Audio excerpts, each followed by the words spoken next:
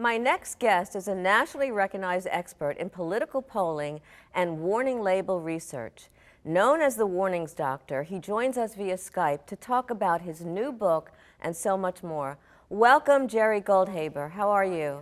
Good morning. How are you this morning? Wonderful. You have done incredible work, and you're writing this new book. Tell me what the name of the book. The book is called The Warnings Doctor, a prescription for leading a safe life in a dangerous world. And it is a dangerous world. And it seems that you and I were having a conversation that there are conspiracies, at least two conspiracies, that a lot of companies have over the consumer. What are those conspiracies? Well, it's been almost 100 years of commerce and industry in the United States where corporations who make products that we consumers use do not tell us what it is that can cause us harm, that can be dangerous to us when we purchase or when we use these products. Yesterday's headlines tell us the whole story.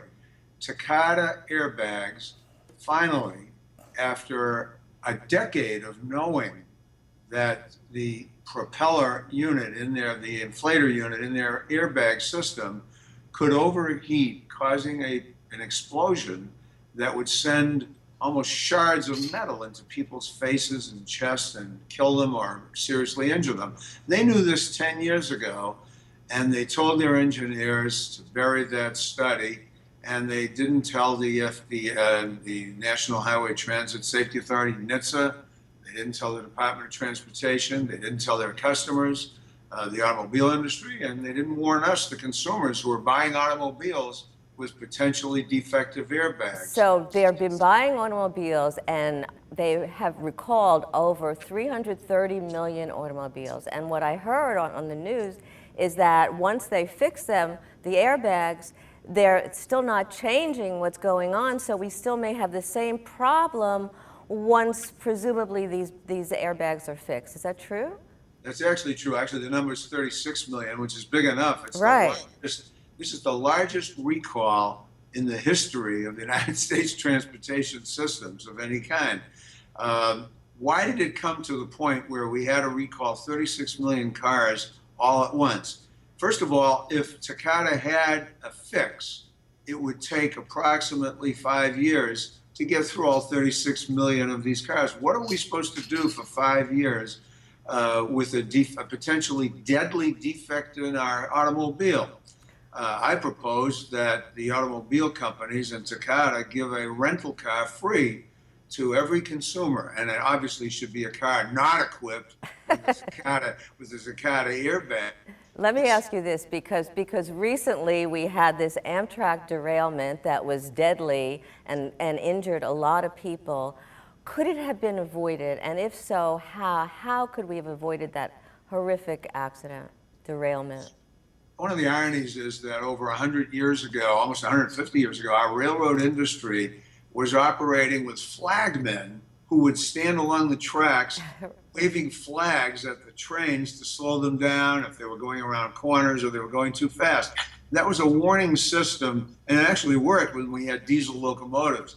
Now we're in the digital era. We have electrified our tracks, digitized our systems, and there is a system that probably most Americans never heard of before this horrible derailment. That's called positive train systems. And this is really the latest state of the art. It's a system of transponders and GPS systems that actually are along the track, and a receiver is on each locomotive, and the system automatically sends signals to the engineer of the train.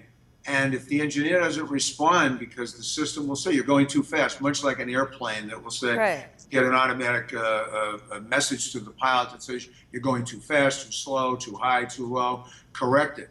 Well, if the engineer doesn't correct it, then positive train controls, PTC systems, will take over and automatically decrease the speed of the locomotive. So the train wreck that just occurred outside Philadelphia in your neighborhood would not have occurred had PTC been installed.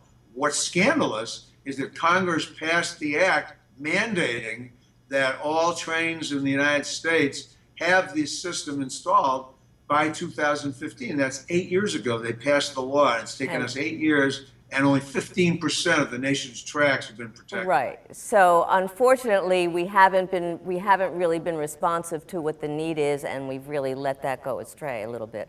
I have a question because your book is almost completed, and in the book you have prescriptions not just for trains and for transportation, Jerry, but you have prescriptions for household items, for beauty products, for helmets for kids.